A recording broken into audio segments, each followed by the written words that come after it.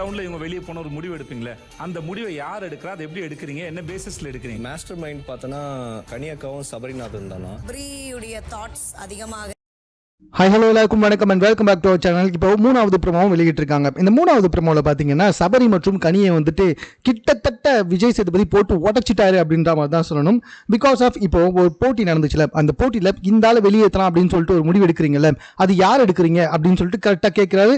கரெக்டாக புரிஞ்சிடுச்சு, அதாவது இவங்களோட குரூப்பிசம் பற்றி தான் வந்துட்டு விஜய் சேதுபதி பேசுறாரு அப்படின்னு சொல்லிட்டு கரெக்டாக அதுக்கு ஆப்போசிட்டில் யாரெல்லாம் எழுந்து நின்று பேச வச்சா அவங்க ரெண்டு பேரை சொல்லுவாங்களோ அவங்க மூணு பேரை கரெக்டாக எழுப்பினா நம்மளோட விஜய் சேதுபதி, கமருதீன், பார்வதி மற்றும் நம்மளுடைய யாரு கலை, இவங்க மூணு பேருமே எழுப்பி சொல்ல அவங்க மூணு பேருமே தெளிவாக சொல்லிட்டாங்க. அதாவது மாஸ்டர் மைண்ட் அப்படின்னு யாருன்னு சொல்லி பார்த்தீங்கன்னா கனி மற்றும் சபரி, இவங்க ரெண்டு பேர் தான்.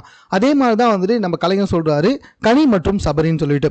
ஆனால் பார்வதி என்ன சொல்லிடுறாங்கன்னா சபரி தான் வந்துட்டு அவருடைய தாக்கம் தான் அதிகமாக ஏற்படுதுன்னு சொல்றாங்க. ஏன்னா வந்துட்டு பார்வதி கனிக்கா வந்துட்டு அந்த அளவுக்கு ஒன்றும் ஹார்டாக வந்துட்டு பகச்சிக்கல, பட் சபரி கிட்ட ரொம்ப ஓப்பனாகவே பகச்சிக்கிறாங்களே. ஸோ அவங்களும் வந்துட்டு சபரியை சொல்றாங்க.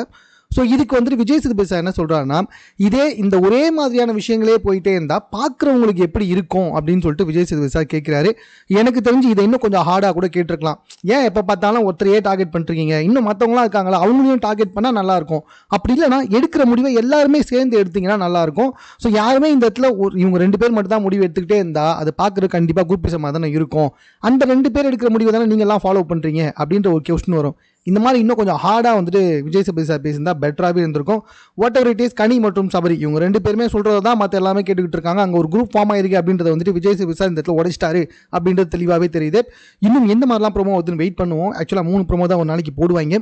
எனக்கு தெரிஞ்சு இன்னைக்கு ஒரு 4-5 ப்ரோமோ எக்ஸ்ட்ரா வரும்னு சொல்லிட்டு எதிர்பார்க்கலாம். வெயிட் பண்ணி பார்ப்போம். மேலும் இது போன்ற செய்திகளை உடனே கூட தெரிந்து கொள்வதற்கு நம்ம சென்னை சேனலை சப்ஸ்கிரைப் பண்ணுங்க. இது குறித்து உங்களுடைய கருத்துக்கள் இதுவாக இருந்தாலும் கமெண்ட்டில் நீங்கள் பதிவு செய்யலாம்.